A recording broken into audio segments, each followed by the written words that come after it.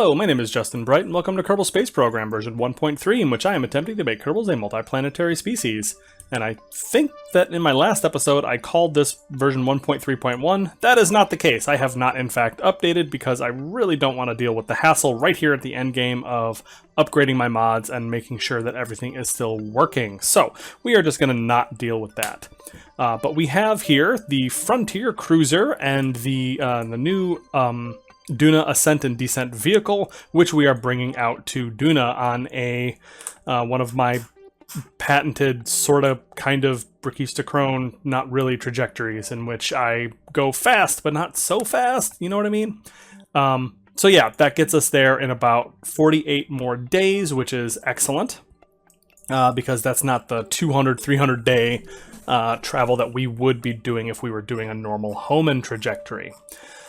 So we are coming in, and the intent is to kind of intersect the trajectory of the Starlifter shuttle, which is still in that funky orbit that we left it in, and we want to rescue the last couple of Kerbals that are on board. Then both the Frontier Cruiser and the Ascent Descent vehicle is going to head off into a trajectory where we can land on the base. We are going to have to adjust our orbit a bit. But the only thing to do between now and then is time warp, because we have spent some time working on making sure that the logistics is all going to be correct for the folks that are living down on Duna right now. So we are just going to time warp ahead and see what happens. All right, we are now entering the sphere of influence of Duna any minute now. And go away. Any minute now. Okay. Alarm clock was trying to be very helpful, but it was not helpful, in fact. Okay, so here is our... we are inside the sphere of influence of Duna. Looks like nothing has really changed as far as our trajectory, which is just fabulous. You don't want anything to be changing. So we are hurtling in at about 5,300 meters per second, way out here at the edge of Duna's orbit, and you can kind of see it right there. Very excellent. You can see the system. We can see Duna and Ike looming just a little bit overhead, with Jewel glittering in the background thanks to distant object enhancement. Very cool. So we have a pretty hefty burn of about 4 minutes and 14 seconds, so we're going to have to be careful on our way in. And the idea that I had was to not try to nail this intercept on the first go, because there's just too much velocity that I'm shedding. There's too much change that's happening. So we're going to bring ourselves into a slightly elliptical orbit up overhead that is going to bring us down to an encounter on the second pass, and then we will have much less relative velocity to scrub off at that point. Our relative speed at intersect 2 is going to be about 137 meters per second, as opposed to at intersect 1... which it doesn't even tell me what the relative velocity is going to be, but it's going to be a large value, I think. So anyways, let's move ourselves in. We are pointed in the right direction, and everybody seems to be doing pretty darn well. We have a ton of supplies still. They've been busy turning their mulch, that we'll colloquially call it, into algae that they are scraping off the walls of these pneumomatics and having delicious meals out of that. I don't know. I hope they brought a lot of flavoring powder. I just finished reading a book called Artemis by Andy Weir, which is sort of it's the next book that he wrote after The Martian, and they talk about that specific thing about regrowing food out of waste and making it into like an algae that they grow and then turn into nutrients, and it's exactly as delicious as it sounds. I've just got to hope that the Kerbals like it a little bit better, because, well, that's all they're going to be getting for a good amount of time. Perhaps down on Duna's surface, they'll be able to grow more food with actual agriculture instead of the agroponics. But up here on the space cruisers, that is definitely all that they are going to have available to them. All right, so we are now coming down in coming close to our maneuver, so let's go ahead and slow down our time warp because we are getting pretty close. All right. 3, 2, 1, burn. Excellent. All right, so here we go again. We have the big torch drive blasting off here. It only has 9,000 kilonewtons of thrust, which is comparable to some of the bigger engines in the base game, I think. Now, if I'm thinking about it, even though it's a, what is this, 5 meter? Yeah, 5 meter cluster of engines. And it uses water as reaction mass, the primary driver there, and I think the idea is that it's using carborundum as kind of a rare element to, I don't know, maybe it's like some kind of fusion perhaps that's using, so it's kind of a fusion torch drive or something, where it's actually fusing the elements in this reactor as kind of like a thermal nuclear drive. Maybe, I don't know. I'm not really sure exactly how these things work. I don't think the flavor text is all that detailed about the science behind it, the quote-unquote science behind it, but it feels a little bit more in line with everything else, which is awesome, and it works really well and is kind of balanced with other space-type engines, like ion engines and the near-future electric stuff, those sorts of things. So it doesn't make me feel bad for using it, and it seems to have its own particular usage, where I'm using this for the Frontier Cruiser, but I'm just using swivels for the our lander that we're going to be sending up and down through the atmosphere, and I think that's going to work out just fine for our purposes. So we can see, like I said, that everybody did just fine on their trip. They've been scraping that algae. It looks like we are going to have still a pretty... Yeah, we have 110,000 meters per second of delta V remaining. So that's not something that we have to worry about. So this has been an incredibly successful vessel and is going to be what I use... this part of it anyways, is going to be ferrying back and forth between Duna and Kerbal to bring more colonists and other stuff as time goes by. This time we had to bring the ascent-descent module, which was necessary because we had to trash our old ones. But in other trips, it's going to be able to take pretty heavy things and just clip them on the front of this docking port and bring them out, so long as it's symmetrical. So it could bring out cargo, it could bring out colony boxes, those sorts of things.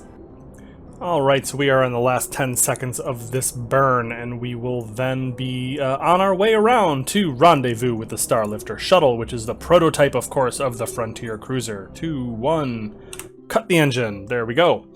So that should be pretty darn close. I don't expect it to be perfect because that was a huge long burn over a huge long period of time, but we still ended up with an intersection of about 1 kilometer, which is pretty fabulous if you ask me. I think we can actually use that. I was thinking about screwing around with the... Oh, never mind. Hey, there we go. Okay, that was...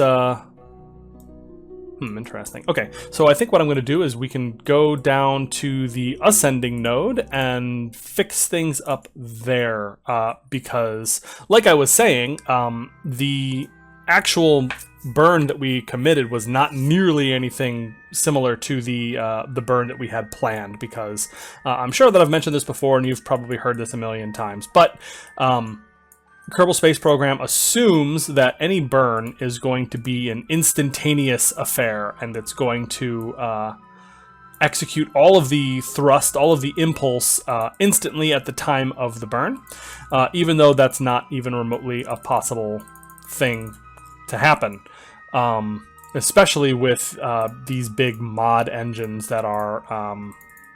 you know, they take a long time to burn, lots of thrust over time, that sort of thing. It's just, I can imagine how difficult the processing would be if they had to take into account how long it would take to make that burn and then try to estimate exactly how long it would take to get there based on just because I mean you could just screw with it, right? Like you could miss your burn by a couple seconds and then it would have to recalculate everything and all these other things. So it's not too surprising that we've missed it, but it gives us the opportunity now to correct ourselves just a bit, and it looks like we are almost perfect on the normal anti-normal vector, but yeah, we are 0.3 kilometers of separation with just a tiny little correction down at the ascending node. So let's take care of that. Okay, a couple seconds left before the burn. We're going to have to be pretty careful with it because this thing does put out a fair amount of thrust. There we go, 0.0, and that gives us an intersect of 0.5 kilometers. Perfect, that's fabulous. So let's go ahead and face the target. We have a pretty high relative velocity here because we are pretty high up in our orbit compared to the Starlifter shuttle, which has a kind of close and tight relationship with Duna. So we are going to be swinging in on the sunlit side, thank goodness. It's almost like I did that on purpose, and we can then commence our rendezvous. All right, there we see the Starlifter shuttle a good 18 kilometers away as the massive Frontier cruiser swings around using its giant reaction wheels and all the reaction wheels on the ascent vehicle to point away from the target so that we can slow down and make this rendezvous. Yeah, so I'm not actually sure, it occurs to me suddenly, that it's going to be a bit of a problem trying to get everybody on board. I'm trying to remember how many individual Kerbals I have on that ship.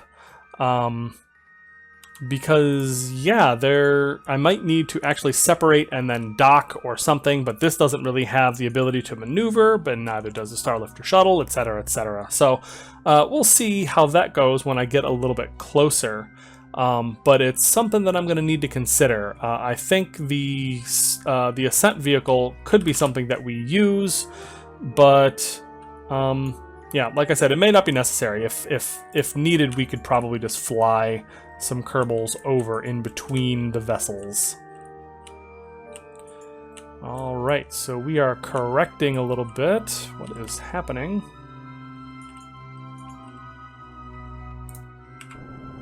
Okay, it's time now to... Ooh, look at us swinging on over. All right. Having a little bit of trouble getting the vector correct on that one, so we flew past. I'm using the RCS on the descent vehicle to try to get ourselves going in the correct direction just a little bit here.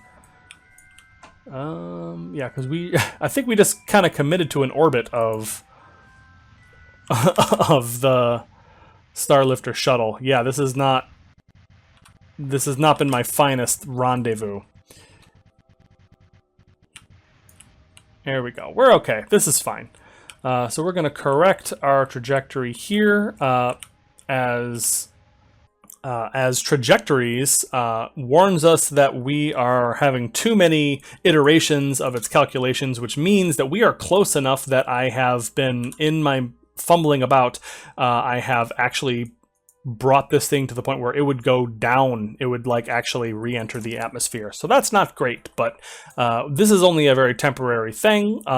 As I recall, Starlifter shuttle is in a very close orbit, very skimming just above the atmosphere of Duna, which is at 50 kilometers as I recall.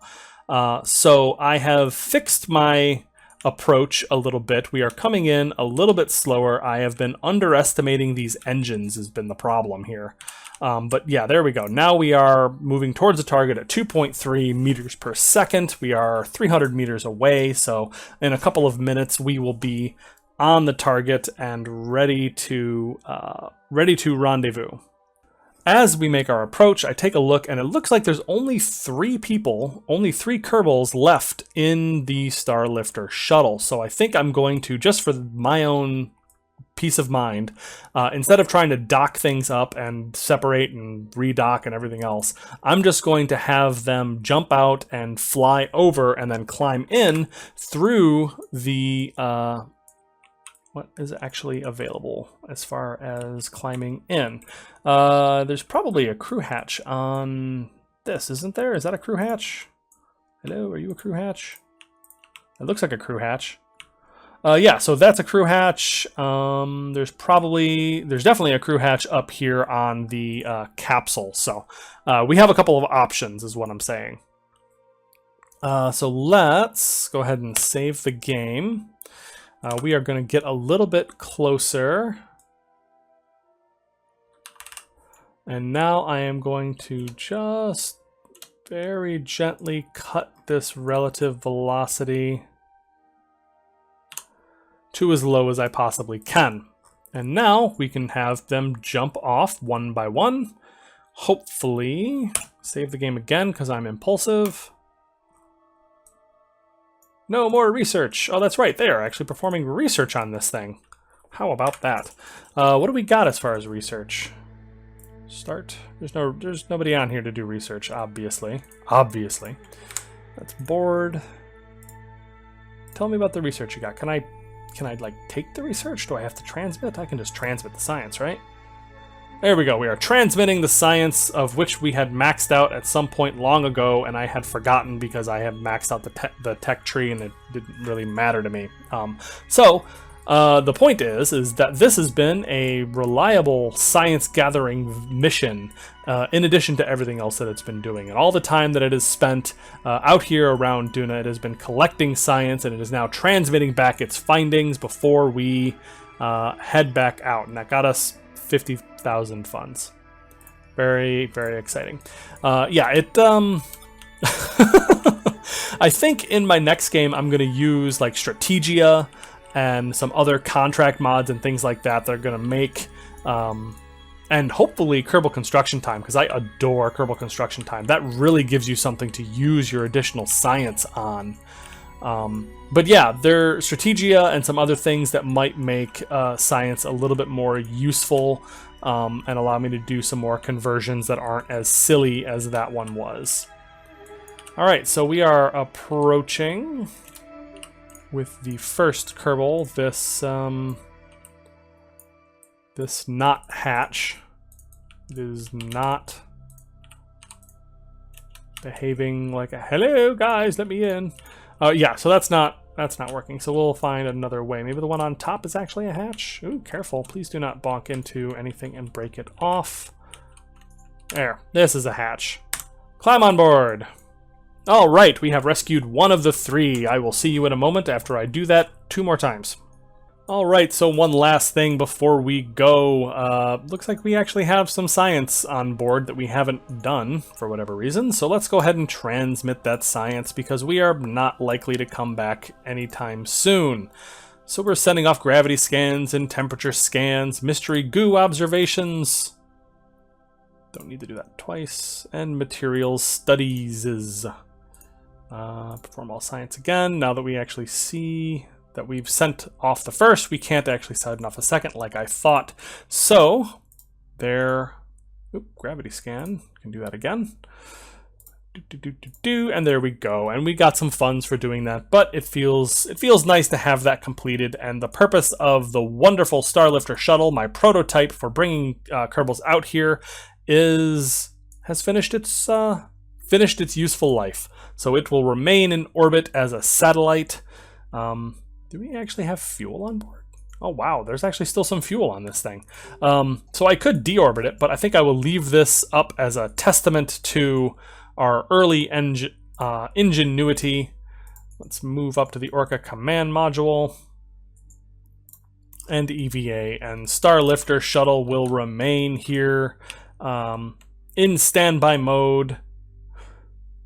And we will move on to the excellent new Frontier shuttle, which is the most advanced piece of technology that we have now. And so there we go. Now we have all the Kerbals on board from all of the vessels and other bases and stations, such that all of our Kerbals are accounted for, either on the Frontier cruiser, so getting ready to shuttle down to Duna, or they're out at the Minmus bases or the Moon base, or they're down, on Duna. So yeah, that's everybody is accounted for, and we are prepared for the next phase, which is going to be shuttling these Kerbals down. So now our next step, before we do anything else, is to get ourselves into an orbit that we are going to cross over the landing site. So we are obviously in an orbit now that is never going to touch the plane that the base is on, so we need to get in a much more polar orbit and bring it down a little bit as well. So we are going to have a 57, that's probably fine, doesn't need to be too high of an orbit. Alright, so with some tinkering I was able to get ourselves into a nearly polar 55 by 58 kilometer orbit, which will take us over the base site twice a day. Twice a sol? Not really a sol. I don't know what that would be called. What is a Dunan day called? It's called a sol because it's one time around the sun on Earth, so it doesn't really work with Kerbal, right? Kerbal. Let's not call it that. One Dunan day, we will have that... oops, I need to be moving. Oh my goodness. We are missing our trajectory. That burned snuck right up on me. Okay, so we're going to try that again. Okay, I shifted out my maneuver node, and it actually doesn't seem to change anything. So that's good, because I completely missed that because I was coming up with weird words. Okay, so we are burning. And this is highly inefficient, but it doesn't matter because torch drive. And yeah, we have a huge amount of fuel, and we've only used about, it looks like, we've only used about a quarter of our fuel in all of our maneuvering and getting ourselves out to Duna. So we should be able to very easily manage this by refueling in Kerbal orbit, I think. So anytime that we send this back to Kerbal, we will launch a big tank of water, and I could eventually get a system in place on Duna that sends up water, but I don't really see any huge need to do that if we can just get it up from Kerbal. Okay, so this is the orbit that we're going to be in. We are going to wait for daytime with the we're going to wait for the base to be in daytime for our landing. All right, so we are just about ready to get underway with the Frontier Cruiser dropping off the ascent vehicle for its travel down to Duna. So first we need to move everybody into the ascent and descent vehicle, obviously. Oh, look at that, it's pretty neat. Move from this shuttle. So, can I actually do more than one at a time? That'd be pretty cool. Ah, I thought I turned this thing off. Hold on. Turn off ship manifest crew transfers because they drive me absolutely crazy. Alright, I do believe I've got everybody off now just by doing basic stock crew transfers, and it looks like that is correct. So we have everybody off of the Frontier Cruiser. It is undocked, and yeah, so this can now start backing away very, very slowly.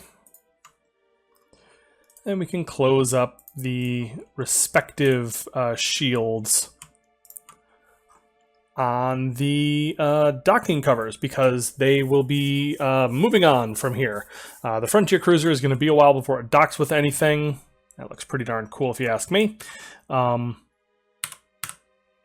And the ascent vehicle is about to head down through the atmosphere. So let's go ahead and rotate and see what kind of trajectory we can get going down to the base. It looks like I waited a bit too long, and it is almost directly below us, so that is not great. But that should honestly be pretty much okay. We can turn on TCA, activate our engines.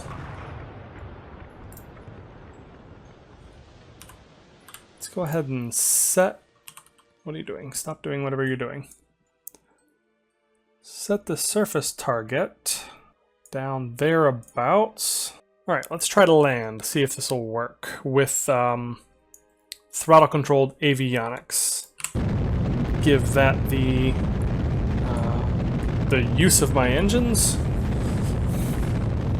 Like I said before, we should have enough fuel to make this sort of landing, or maybe I haven't actually talked about this one now that I think about it, but yeah, this has about 2,400 meters per second of delta V in a given fuel tank, and then you can see it's got kind of this big hefty fuel tank up the middle, and then these other ones around the side.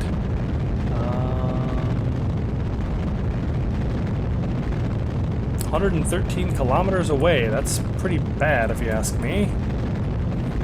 Here, well, I click to dismiss that. Here, why don't you let me do this for now? What are we doing here? All right, we're still off. What are you doing? Don't do it. Yeah, we're gonna come pretty much straight down, which should be fine, maybe.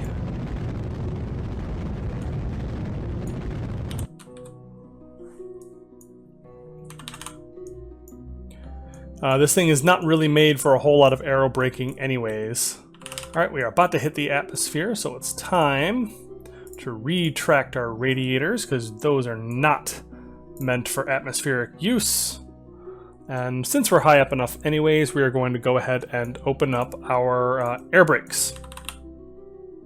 Alright, and as we get a little closer, what I'd love to do... Yeah, we're kind of coming straight down through the atmosphere here. We are accelerating a little bit, but that's not that big of a deal. All right, so I'm targeting the Caribou Supply Crawler. We're turning back on TCA, and I am going to tell it to go to...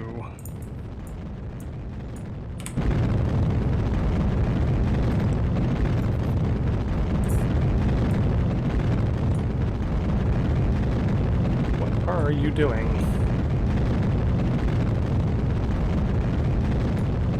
Just go in that direction. Alright, I don't like what you're doing. So what I'd like to do at this point is just point in this direction. Oh, and now the base is coming into range. Ooh, that's still a pretty big lag hit.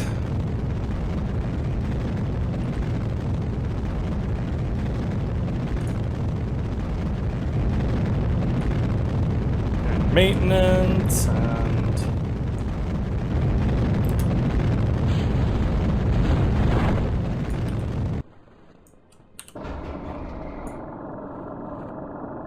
all right, parachutes are open. Oof.